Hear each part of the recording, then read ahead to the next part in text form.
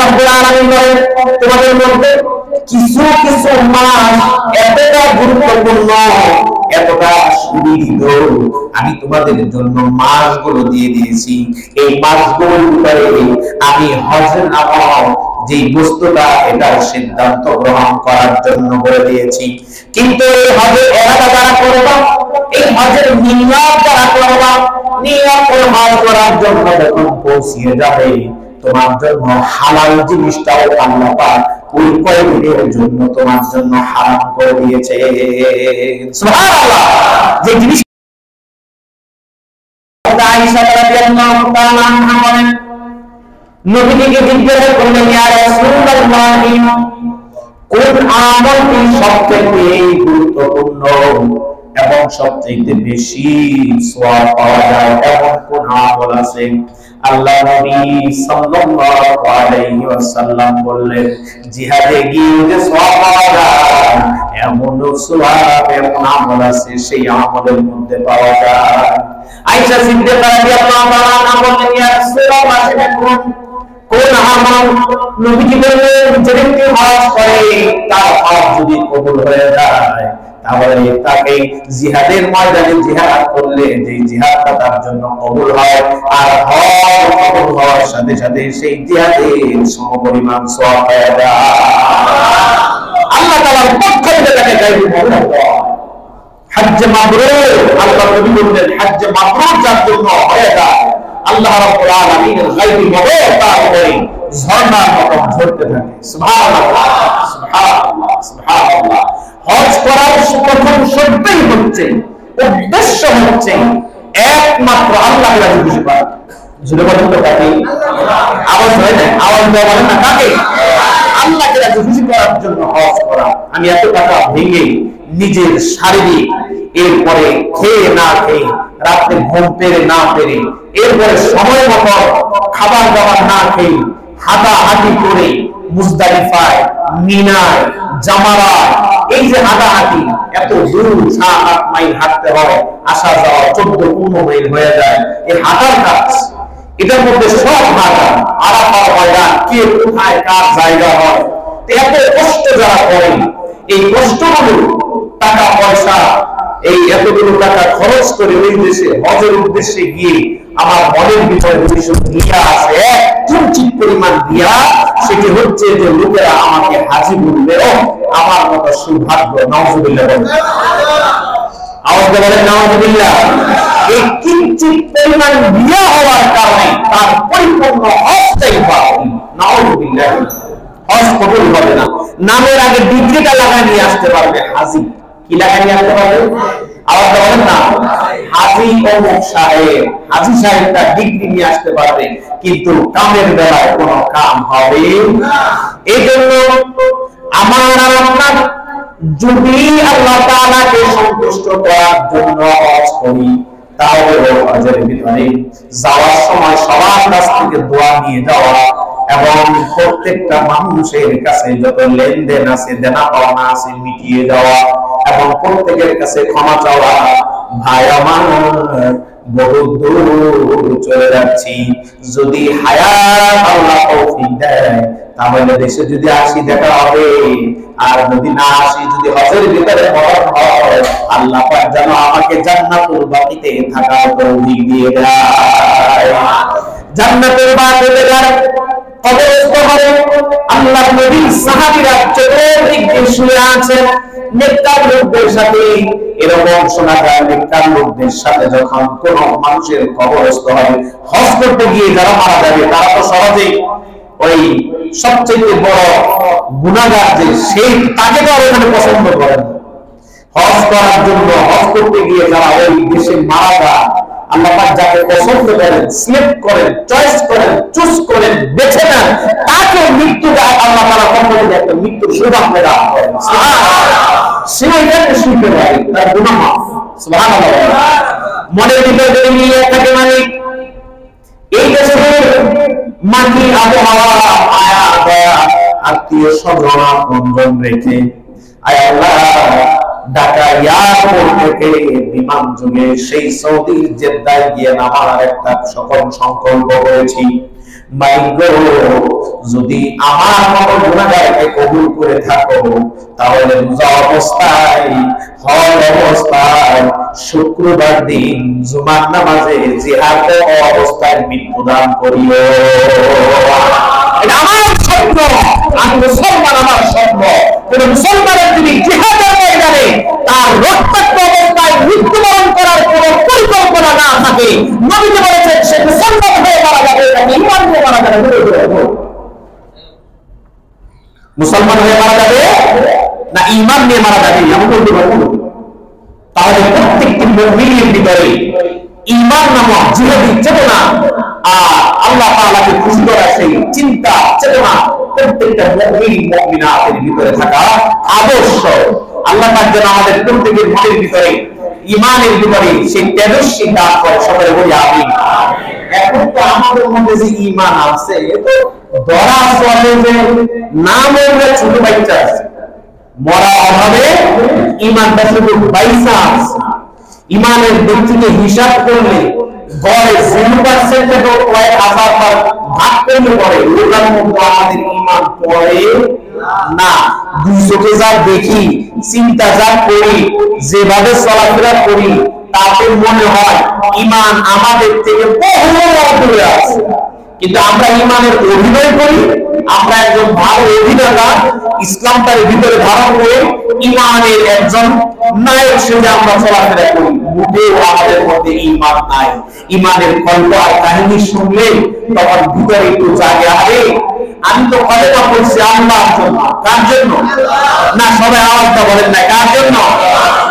এই জন্য বর্তমান যুগে উলামায়ে কেরামরা বিভিন্ন বিষয় নিয়ে আলোচনা করে, কিন্তু আল্লাহ একাত্মবাদ, আল্লাহর তাওহীদ, এই তাওহীদ, এই আকীদা সম্পর্কে মানুষ আলোচনা করে। কারণ এই সম্পর্কে আলোচনা করতে গেলে যারা এর অন্যায় পথে চলে, বিপক্ষে চলে, তাদের গায়ে আগুন হয়ে যায়, আর যিনি করেন তার ওয়াজ আপনার পছন্দ হয় না, ঠিক কিনা? এই জন্য এই আকীদা সম্পর্কে কথাবার্তা বলা কম। আল্লাহ পাক আমাদের প্রত্যেককে ঈমানের চেতনায় ইসলাম নিয়ে কথা বলার তৌফিক দান করুন, আমিন। তো বলেছিলাম হজের ভিতরে মূল হয়ে পড়ে যেগুলো শুদ্ধিয়ে দেওয়া হয়, আল্লাহ পাক সেই সম্পর্কে বলেছেন। আজকে বলবো হজের ভিতরে আল্লাহ পাক কি কি নিষিদ্ধ করেছেন, সেই নিষিদ্ধ বিষয় কয়েকটি কথা আমাদের জানা আবশ্যক, ঠিক কিনা? আওয়াজ বলেন, আমাদের অবশ্যই এগুলো জানা দরকার। একটা মাসআলা জানা 60 বছর নফল ইবাদতের চাইতে উত্তম। আস্তে সুবহানাল্লাহ বলেন। এখানে বসে একটা মাসআলা শুনবেন, মনে রাখতে পারবেন, অন্যকে বলতে পারবেন, এবং মন মানসিকতা নিয়ে এই মজলিসে বসা 60 বছর একেবারে নফল নামাজ পড়লে যে সওয়াব হবে, আল্লাহ তাআলা আপনার আমল নামায় সেই হিসাবে পরিমাণ সওয়াব দান করবেন। আল্লাহ রাব্বুল আলামিন কুরআন কারীমের ভিতরে বলেন, আল হাজ্জ আশহুরুম মা'লুমাত ফামান ফারাদা ফীহিন্নাল হাজ্জ ফালা রাফাসা ওয়ালা ফুসুকা ওয়ালা জিদালা ফিল হাজ্জ। আল্লাহ রাব্বুল আলামিন বলেন, তোমাদের মধ্যে কিছু কিছু মাস এতটা গুরুত্বপূর্ণ, এতটা সুবিধিত, আমি তোমাদের জন্য মাসগুলো দিয়ে দিয়েছি।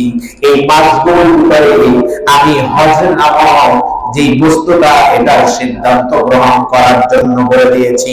কিন্তু এই হজের এরাদা যারা করবা, এই হজের নিয়ত যারা করবা, নিয়ত করে হজ করার জন্য যখন পৌঁছিয়ে যাবে, তোমার জন্য হালাল জিনিসটাও আল্লাহ পাক ওই কয়েকদিনের জন্য তোমার জন্য হারাম করে দিয়েছে।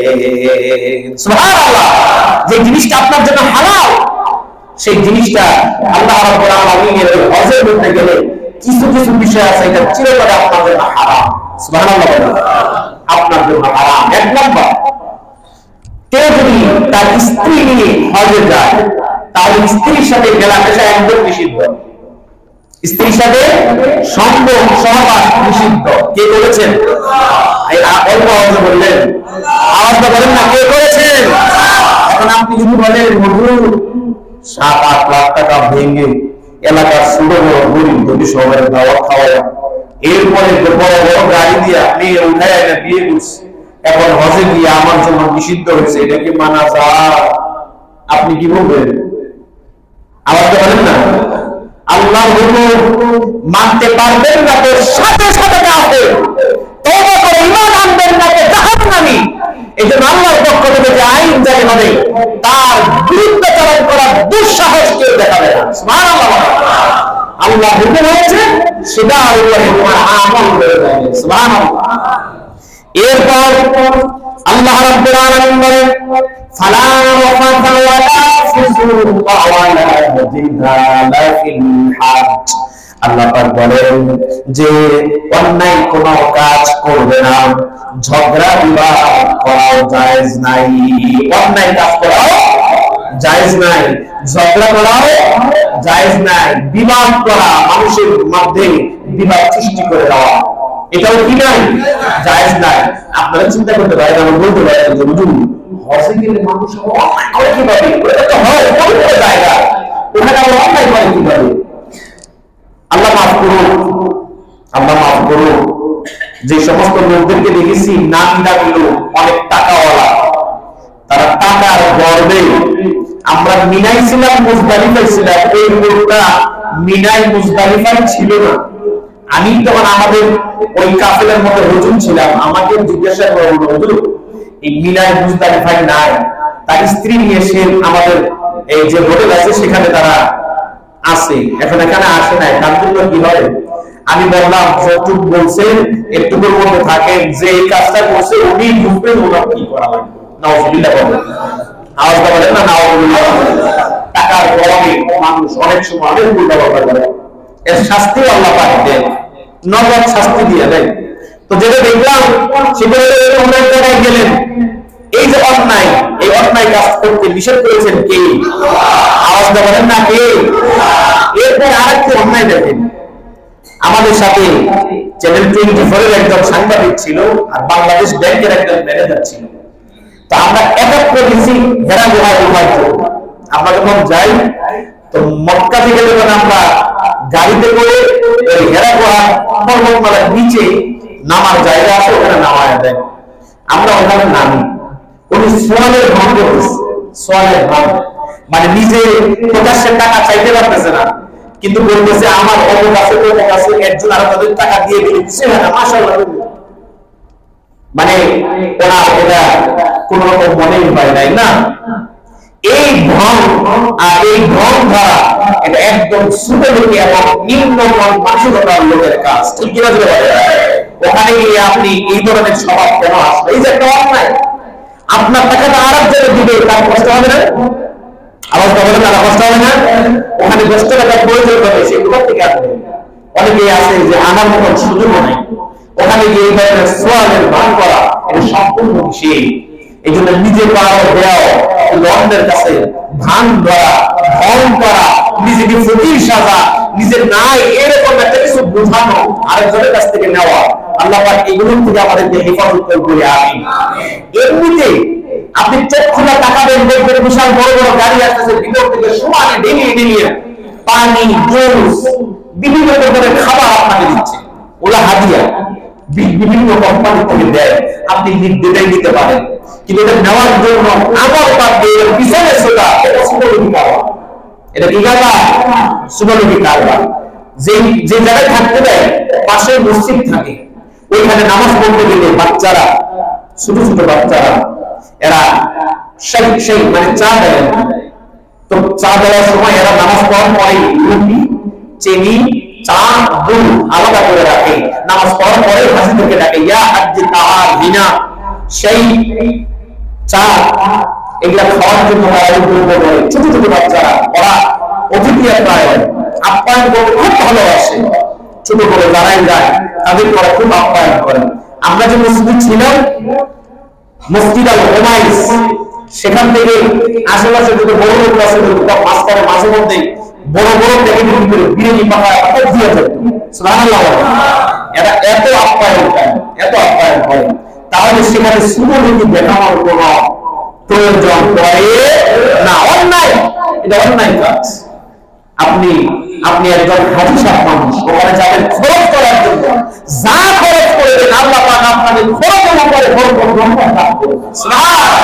এখন থেকে বলে রাখবো, আমি যাব, কিন্তু আমি কোনরকম ভাবে যাবো, আমার যা লাগবে তার থেকে বেশি করে নিয়ে যাবো।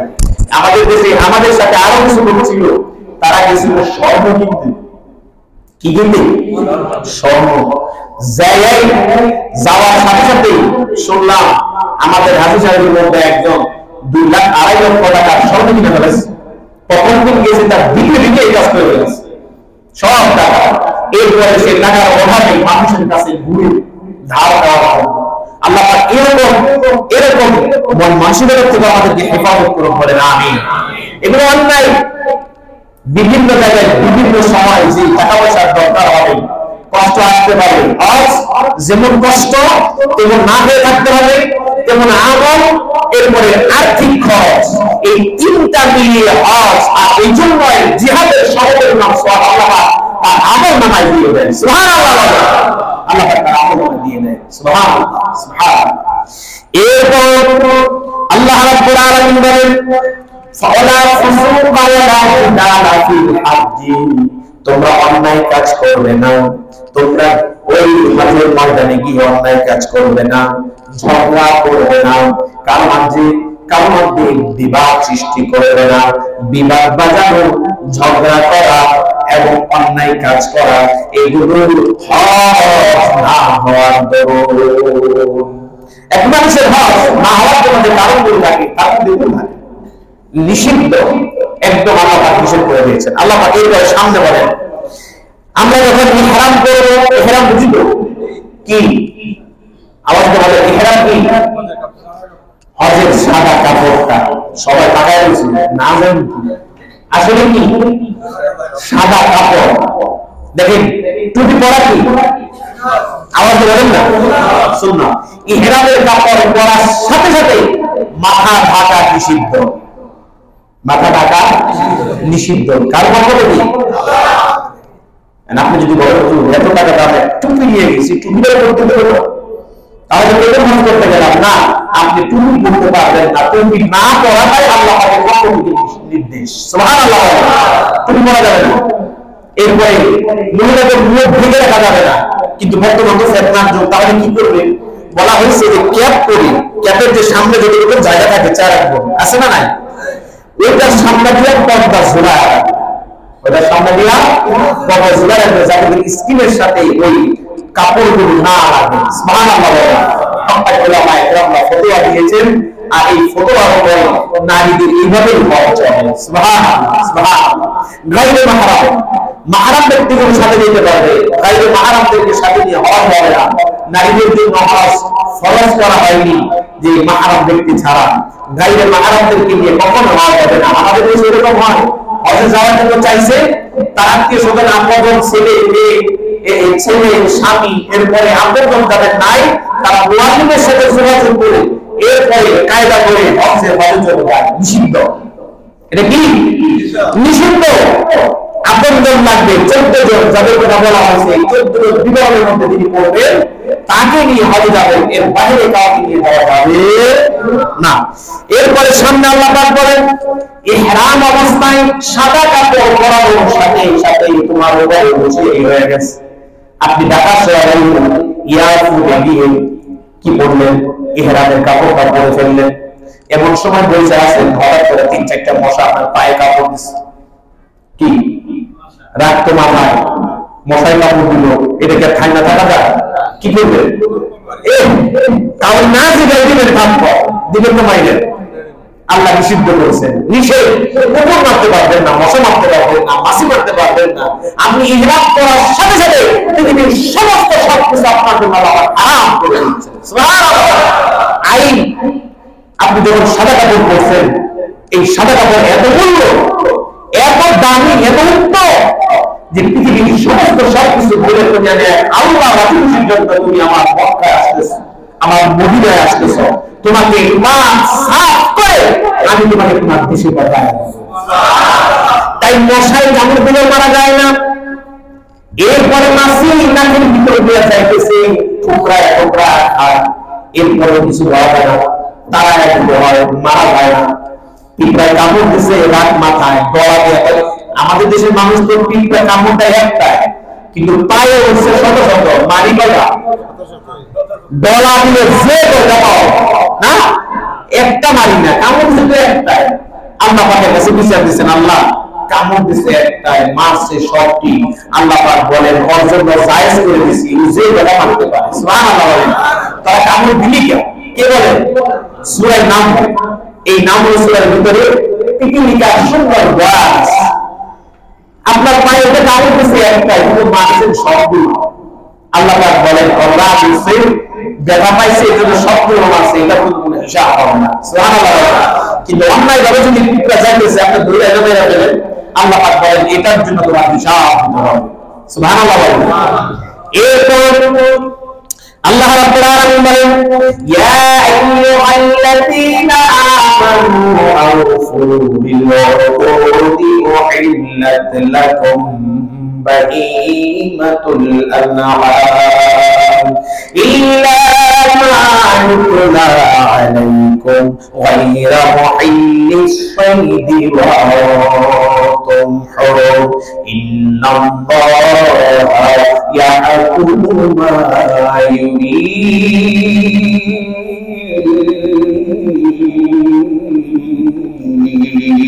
يريد الله رب العالمين হে ইমানদাররা ইয়া আইয়ুহাল্লাযীনা আমানু আউফু বিল-উকুদ, হে ইমানদার বান্দারা তোমাদের অঙ্গীকারগুলো পূরণ করো, তোমাদের অঙ্গীকারগুলো পূরণ করো। তোমাদের জন্য দৃঢ় পালিত যে পশুগুলো আছে তোমাদের জন্য হালাল করা হয়েছে। সুবহানাল্লাহ। গৃহপালিত আমরা পশুকে লালন পালন করি না, গৃহপালিত পশু তো আমরা সবাই চিনি তো, তার মধ্যে সর্বপ্রথম এক নম্বর হলো কুকুর। দেখেন আমাদের সন্দেহ আছে, কুকুর কি গৃহপালিত পশু? তাহলে সোয়াব কি গরু, ছাগল, মহিষ, ভেড়া, বকরি না?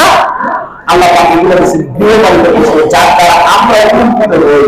আল্লাহ পাক এই উপকৃতের মাধ্যমে এই জন্য তাদেরকে আমাদের বাধ্য বানিয়ে দিয়েছেন, বাধ্যগত যে তারা তাদের থেকে উপকৃত হবে সবার মতো।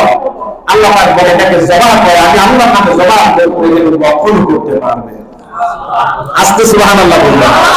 যদিও সামনে কুরবানির ঈদ আসতেছে, কুরবানির জন্য তো আমরা অবশ্যই গরু, মহিষ, ভেড়া, বকরি অবশ্যই কিনবো না?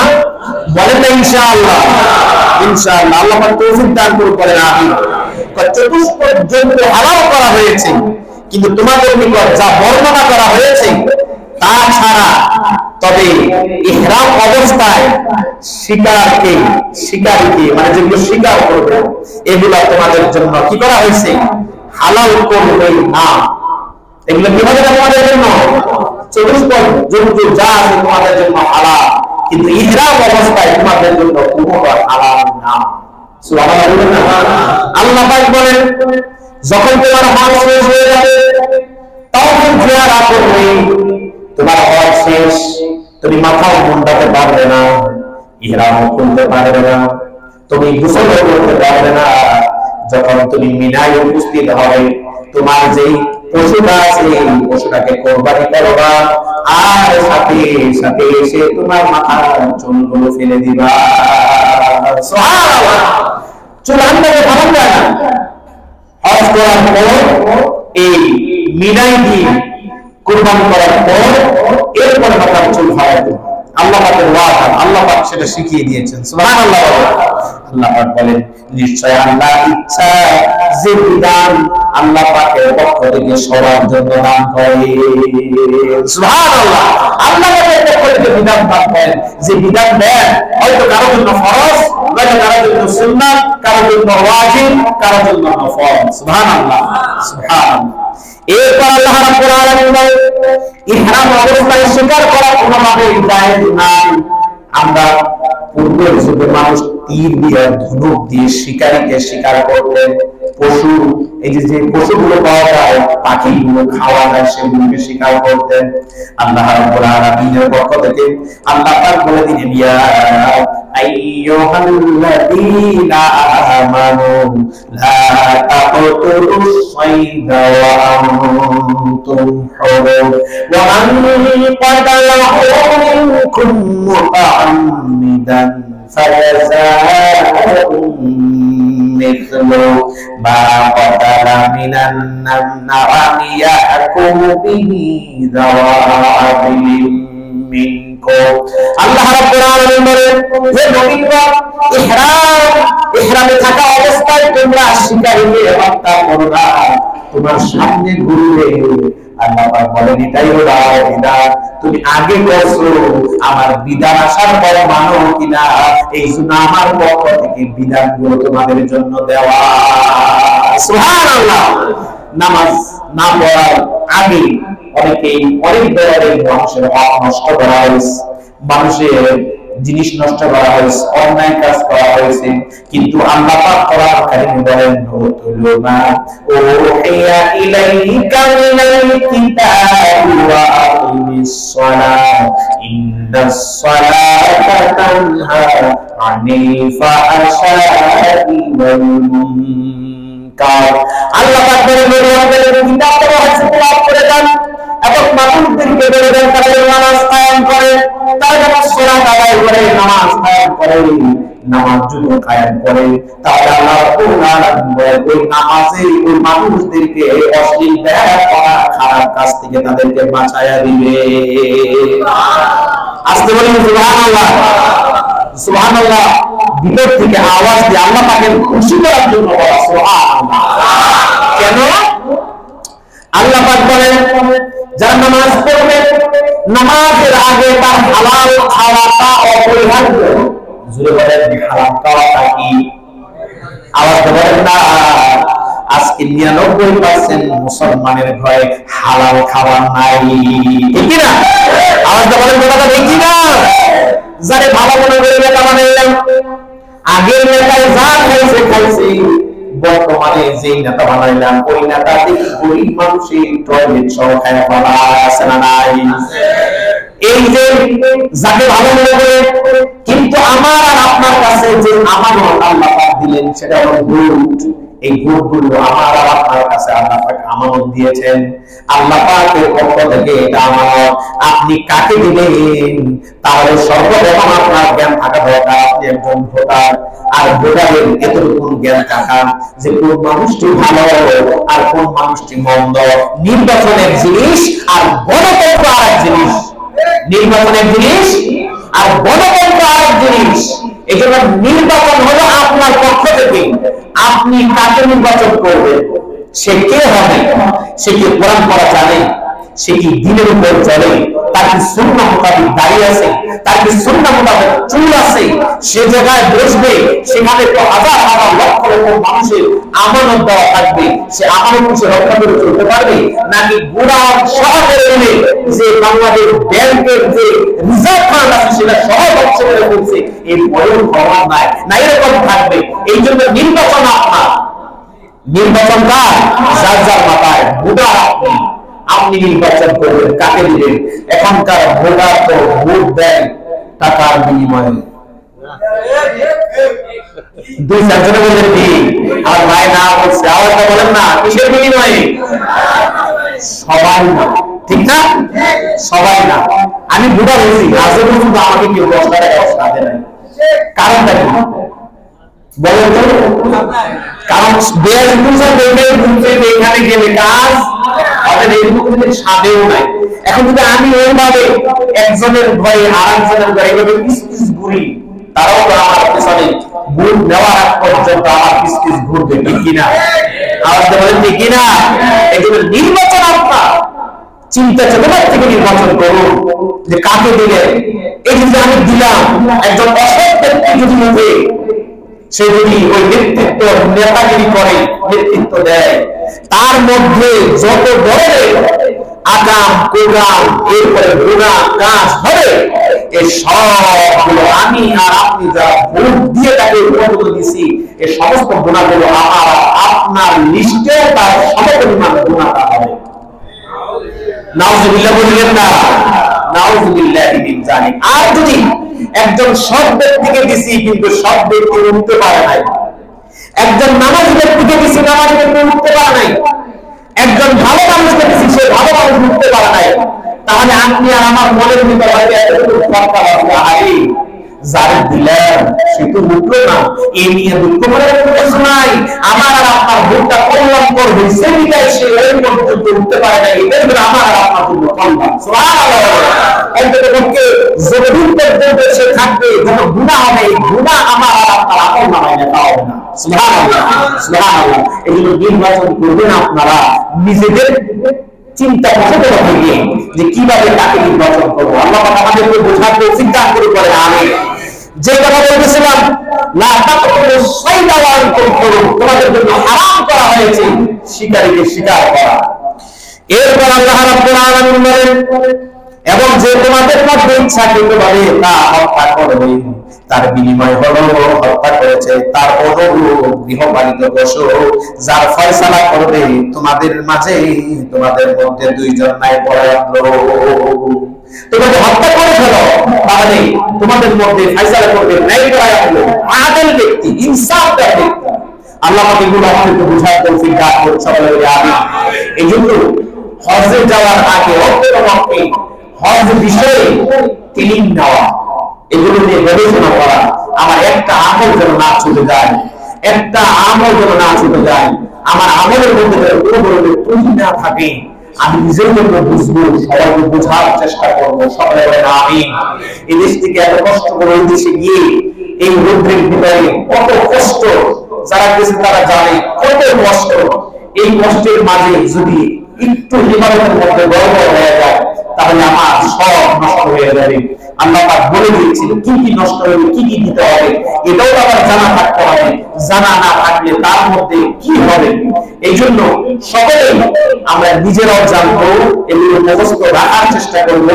আল্লাহ পাক সরাসরি কোরআন কারীমের যে বিধান করে দিয়েছেন, এই বিধানের ব্যাপারে আল্লাহ পাকের কাছে বেশি বেশি চাইবো, আল্লাহ আমি অসহায়, দরিদ্র, অপদরিদ্র, আমার মধ্যে কি না, আমার মধ্যে এত আমল নাই, আপনার গায়েবী বরকত দান করলে আমার আমল হয়ে যাওয়ার কথা।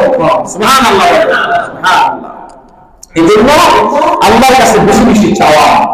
আমাদের দেশ থেকে আরেকটা ভুল যেটা করি আমরা অনেকেই, বিশেষ করে আমার যেটা লাগছিল সেটা হলো বিমানের ভিতরে যে পরিমাণের ঠান্ডা, মানে এসি দেওয়া থাকে, কান আর শরীর একদম চুপচাপ, আমার সহ্য করতে খুব কষ্ট হয়েছে।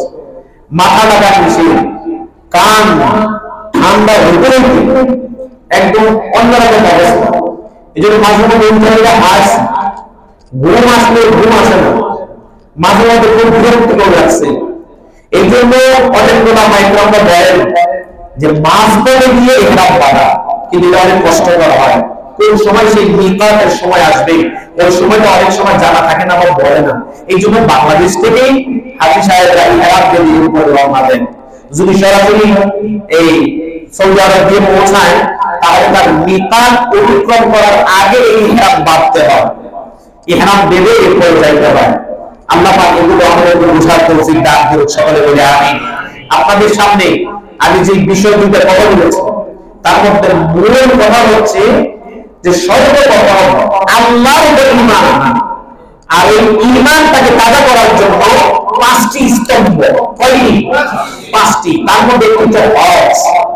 এই হজ করার জন্য যেমন নির্দিষ্ট স্থানে, গন্তব্য জায়গায়, নির্দিষ্ট সময়ে আপনাকে রাজি করার জন্য হজ করা, এটা হচ্ছে বান্দার জন্য অপরিহার্য। এই জন্য বান্দা যখন হজ করার জন্য চেষ্টা করবে তখন সে আগে থেকে প্রস্তুতি নিয়ে নেয়। যাদের হজের টাকা হয়ে গেছে, এখানে যারা বসে আছেন অনেকেই আছে, অনেকেরই টাকা হয়ে গেছে যে আপনি যাবেন আসবেন, আপনার ফ্যামিলির কোনো সমস্যা হয় না। আপনি যদি যান তাহলে আপনার জন্য হজ ফরজ, আপনি যাবেন ভয় না থাকলে, কোনো ধরনের ভীতিকর অবস্থায় না থাকলে। আল্লাহ পাক যেন এগুলো আমাদেরকে আমল করার তৌফিক দান করবেন। তাহলে যাদের হজের সময় হয়ে গেছে, টাকা পয়সা হয়েছে, অবশ্যই আপনারা এই বছরে নিবন্ধন করে ফেলবেন যাতে করে আগামী বছর যাওয়া যায়। আল্লাহ তাআলা যেন আমাদেরকে কবুল করে। আমিন। এই যে হজের